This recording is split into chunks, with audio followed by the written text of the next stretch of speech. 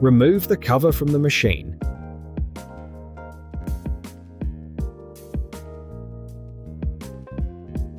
When lifting up the cover, the mesh filter can be seen first. Remove the mesh filter. The mesh filter can be cleaned with water and soap. Avoid alcohol-based cleaning fluids. Remove the filter lock. The air filter can be seen first. Please make sure to cover up the turbine before cleaning. If you miss covering up the turbine, the debris can get sucked in and it will be very expensive to repair. You can use a hoover or a paper towel to remove the dirt from the inside. Please do not touch the turbine.